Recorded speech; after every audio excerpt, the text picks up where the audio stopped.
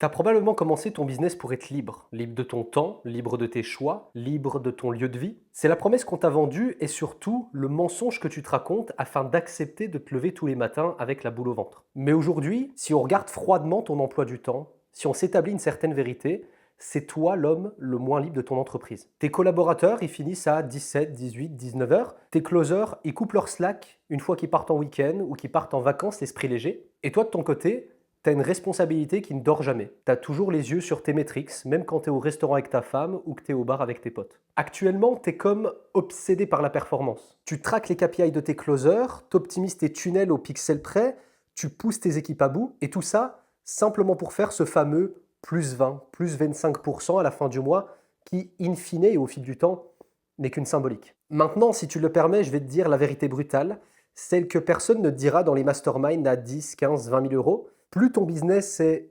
performant au sens classique et littéral du terme, plus il t'enchaîne. Tu as construit une prison dorée où le chiffre d'affaires définit la taille de ta cellule et la performance, c'est le gardien qui t'empêche d'en sortir. Aujourd'hui, je ne vais pas te donner de conseils pour gagner plus d'argent, je vais simplement t'expliquer pourquoi ton obsession de la performance, c'est justement ce qui empêche ton business de devenir ton plus gros actif. On va analyser pourquoi le fait de devenir riche sans changer d'état d'esprit va justement faire de toi un prisonnier avec simplement une plus belle montre. Donc on va poser le cerveau, on va arrêter de se mentir et on va simplement analyser pourquoi aujourd'hui ton compte en banque grimpe et elle, ta liberté, elle s'asphyxie. Reste bien jusqu'à la fin parce qu'on va voir comment inverser la vapeur pour que tu redeviennes enfin l'architecte et non le moteur de ton empire. Si tu ne me connais pas, je m'appelle Jules, j'ai pris plus de 5500 appels de vente les 5 dernières années. J'ai eu la chance de bosser sur les plus gros challenges francophones à 5, 10, 15 millions d'euros la semaine. J'ai donc bossé avec les plus gros acteurs du marché, les plus connus, ceux que tu vois en pub partout, mais également les plus discrets qui pour autant ne lésinent pas sur leurs chiffres avec des 100, 200, 350, 400 000 euros par mois générés à mes côtés sur des équipes à l'année. Commençons par le commencement. On va faire un constat simple dans lequel tu vas te reconnaître immédiatement. Imagine que ton business, c'est une voiture de sport. La fameuse GT3 RS que tu rêves de te payer par exemple. Toi, ce qu'on t'a appris, c'est à appuyer sur l'accélérateur parce que tu veux aller vite et que tu veux faire du chiffre. Donc tu passes de 5 à 10 k par mois, puis de 10 à 35 000. Le problème, c'est que pour atteindre ces chiffres, tu n'as pas changé le moteur de la voiture. En soi, elle reste la même. Tu as simplement appuyé plus fort sur la pédale et le moteur, lui, il est en sur-régime constant. L'aiguille, elle est dans le rouge, ça fume même sous le capot, je dirais, et toi, tu souris, bêtement, gentiment, parce que le compteur, il affiche une vitesse folle, une vitesse ahurissante. Il te fait plaisir. Le moteur, il faut l'alimenter. De plus en plus d'ailleurs, au fil des kilomètres-heure qui défilent, et ton business, c'est exactement la même chose. Tu vas pas de 0 à 100 km/h avec ta voiture de la même façon que tu vas la monter à 200 km/h. Je te prends un autre exemple où les responsabilités sont tout aussi grandes. Tu vas pas nourrir un nourrisson de 3-4 kg de la même façon qu'un adulte qui fait du bodybuilding et qui pèse 95 kg. Donc je te le redis, mais ton business, c'est exactement la même chose. Tu peux pas raisonnablement espérer avoir des résultats constants, je dirais même croissant, en agissant et en réfléchissant de la même façon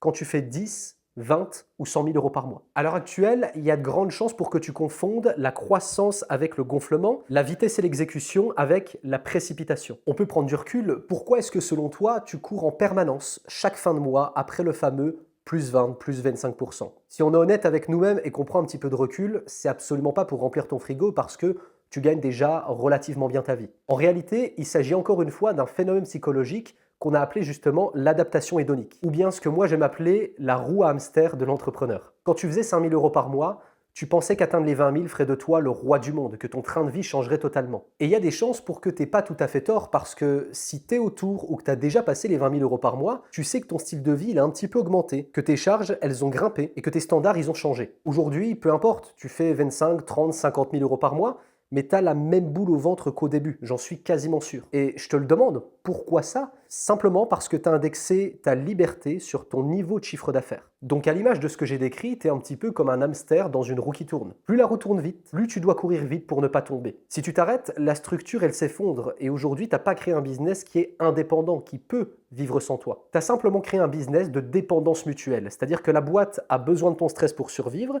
et toi tu as besoin du chiffre pour pouvoir être assuré. Le problème c'est que c'est toi le principal responsable de ce cercle vicieux dans lequel tu es actuellement parce que justement dans ta quête perpétuelle du chiffre, tu vends de la complexité à tes équipes et à toi-même. Tu penses qu'ajouter un nouveau produit, un nouveau tunnel, une nouvelle sophistication, ça va régler ton problème de temps. Mais la complexité, disons-nous-le honnêtement, c'est justement et très souvent en tout cas le refuge des gens qui ont peur de regarder la fragilité de leur système en face. l'inverse, qui ont peur de se l'avouer. Comme des dizaines d'autres, tu te dis sans doute que c'est génial d'avoir le CRM, le script ou la nouvelle tactique de contenu à la vente sur les réseaux, mais t'en oublies que t'as foutu le chaos opérationnel dans ton esprit, dans ton organisation, dans ton équipe. Ton prospect, lui, qui ne voit pas l'intérieur, il s'en fout complètement de ta course à la performance. Tu dois être un miroir pour lui. Il doit voir que ton système est tellement carré qu'il inspire la sérénité. Plus c'est simple et orienté vers la résolution de son problème, plus il sent confiance et moins il va te poser de questions. Si ton prospect il sent que tu es un CEO aux abois, un chef d'entreprise à la recherche du moindre close pour maintenir ton train de vie ou bien battre ton record de vente du mois, tu vas briser un lien, forcément. Si tu es dans cette boucle vicieuse, tu as dû faire un constat toi aussi. La richesse matérielle sans souveraineté temporelle,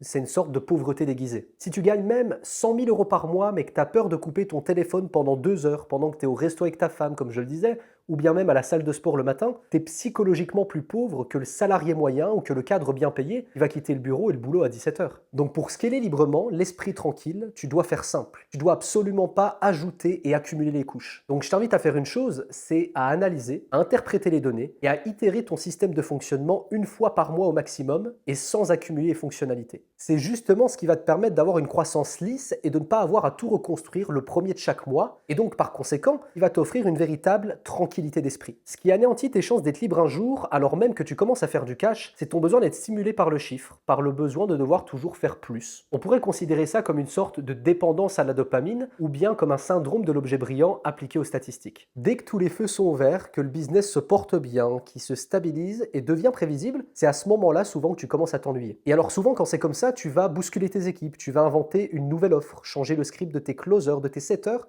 juste pour voir si on peut faire plus. Tu sais ce qu'on dit, avec des si, on peut refaire le monde. Mais surtout, c'est un raisonnement égoïste et c'est un raisonnement de personne qui ne connaît rien à rien. Et le pire, c'est que cette logique, tu peux la retrouver partout autour de toi.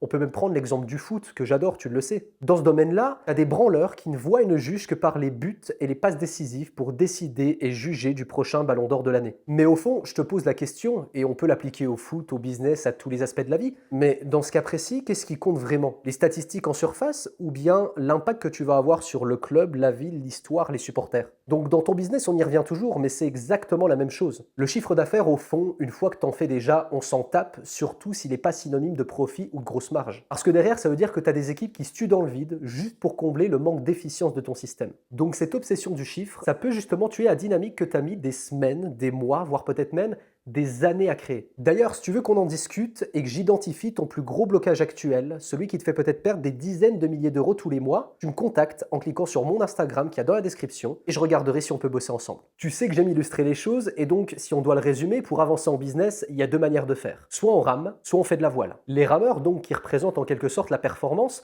c'est les entrepreneurs qui pour aller plus vite, rament plus fort. S'ils arrêtent de ramer, le bateau s'arrête. Et si on compare, c'est exactement ce que tu fais quand tu passes tes journées à traquer les KPI, à fliquer tes closers, à poser des questions dans le vide, parce que tu es en train de compenser les faiblesses de ta structure par de l'énergie humaine, par du temps, voire même par de l'argent. Tu es fier de tes gros bras, de ton CA qui n'est même pas du profit, mais au fond, tu es épuisé. Alors que les navigateurs, eux qui sont des actifs, construisent des voiles, c'est-à-dire des systèmes autonomes. Et ils vont être beaucoup plus intelligents en utilisant le vent, c'est-à-dire le flux et la compréhension de leur marché pour avancer. L'avantage, c'est qu'à partir de là, le travail de l'entrepreneur qui utilise le vent, c'est pas de fournir l'effort, c'est simplement d'ajuster la direction des voiles. Si le vent y tourne, il rame pas plus fort, il change simplement la direction de quelques degrés. C'est ce qu'on appelle l'itération silencieuse. Le fait est qu'aujourd'hui, ton obsession du résultat, elle te force à ramer comme un forcené. Tu penses que la performance, c'est égal à l'intensité de tes efforts. Et je peux te dire une chose, tu le vois arriver, c'est totalement faux. Parce que la vraie performance, celle d'un CEO, c'est l'économie et l'efficience de son effort, c'est-à-dire tout l'inverse. Le business, il n'a pas besoin de ton héroïsme au quotidien pour tourner. Si tu te reconnais dans ce constat et que ton business, à l'heure actuelle, il a besoin de ton héroïsme quotidien pour tourner, c'est que ton architecture, elle est totalement défaillante. Après, je le dis en passant, mais il faut aussi y penser, il faut faire gaffe à l'aspect humain, parce que l'humain, par définition, est assez volatile. Quand tu te bases uniquement sur la performance au sens classique,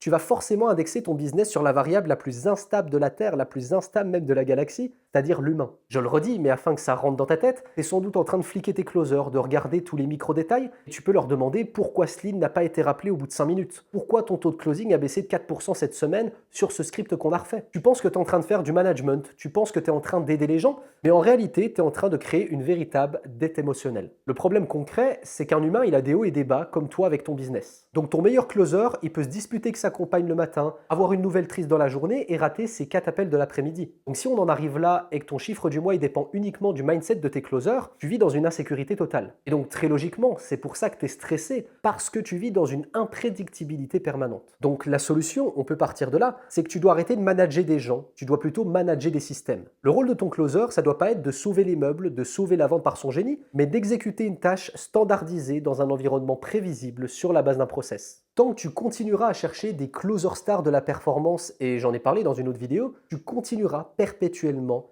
à être l'otage de leurs états d'âme. L'actif que tu dois créer, c'est justement quand le système est tellement fort que même un closer moyen, il obtient des résultats qui sont exceptionnels et qui devient ton meilleur élément. En tout cas, pour sortir du micromanagement, surtout quand c'est toi la tête de gondole, surtout quand tu as eu l'habitude de bosser quasiment en autarcie, il n'y a pas de secret. Il faut s'entourer des bonnes personnes. Celles qui connaissent et comprennent mieux le marché que toi, celles qui ont l'habitude de transformer les complexités de gestion humaine en simples process contrôlables. Ces personnes-là, elles vont te permettre, à ton échelle, de prendre plus de hauteur, plus de recul et de réutiliser ton temps libre pour ce qui compte vraiment, c'est-à-dire ta zone de génie, ta stratégie, tes gros arbitrages, tes grosses décisions, et même évidemment, c'est pour ça que tu entreprends, profiter de ton quotidien. Autre point dont il est important de discuter, il faut que tu arrêtes d'intellectualiser ton anxiété. La plupart des entrepreneurs qui font du chiffre, ils souffrent d'une maladie silencieuse, c'est la procrastination par l'optimisation. Pendant que ton business il tourne à peu près, tu passes peut-être des heures à analyser tes métriques secondaires. Tu regardes le taux de clic de ta page de capture à la décimale près, tu regardes le taux d'ouverture de tes mails, le taux d'engagement sur tes stories Instagram, bref, tu moulines du vide. En faisant ça, tu es en train de te donner l'illusion que tu travailles réellement sur ton business. Donc oui, tu fais du chiffre, il n'y a pas de problème, et sincèrement, bravo pour ça, parce que 90% des gens qui ont essayé n'en sont pas capables et n'y sont pas parvenus. Et comme 80% des entrepreneurs que je rencontre, tu es en train de te branler sur de l'illusion. Tu as peur de lâcher prise parce que tu penses que c'est synonyme de perte de contrôle, donc tu te crées des problèmes invisibles, de fausses excuses complexes que tu vas aller résoudre afin de te sentir utile au quotidien, afin même, je dirais, de te sentir vivant. Donc tu as commencé l'entrepreneuriat, soyons d'accord, et c'est la plupart des cas, afin d'être libre, de sortir du fameux métro boulot dodo, mais la réalité c'est que quand tu es aux portes du Saint Graal, tu es en train de t'auto-saboter. Pas seulement dans ta tranquillité, qu'on soit d'accord, mais également dans ta capacité à maintenir tes résultats constants. Tu te tires une balle dans le pied, tu te trouves des excuses, comme si c'était une sorte de carapace de survie, et je t'assure que quand je vois ça, je me dis toujours, mais ça n'a absolument aucun sens. Donc si tu es raccord sur tout ce que j'ai dit, tout ce qu'on a partagé ensemble jusqu'ici, c'est pas plus compliqué. Il y a deux concepts simples que tu dois implémenter dès demain dans ton esprit et dans ton business. Le premier, c'est l'empire imparfait. C'est-à-dire qu'un business libre, il accepte l'imperfection. Il vaut mieux un tunnel de vente imparfait, un petit peu bancal, qui tourne sans toi, plutôt qu'un tunnel parfait à 99,5% qui va te demander 4 heures de maintenance personnelle par jour. Le deuxième élément, c'est le switch mental que tu dois opérer,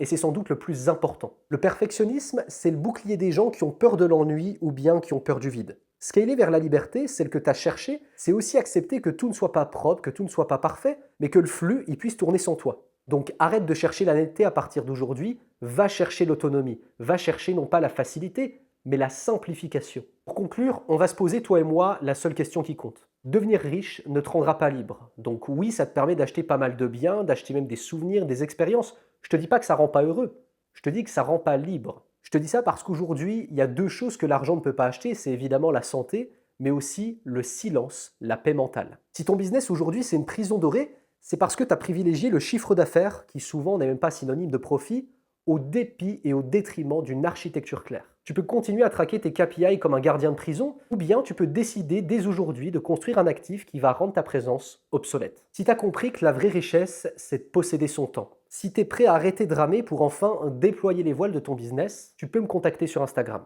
J'ai mis le lien en première ligne de description et je peux te l'assurer, on va faire un audit digne de ta structure, non pas pour ajouter des process compliqués, mais au contraire pour t'en libérer.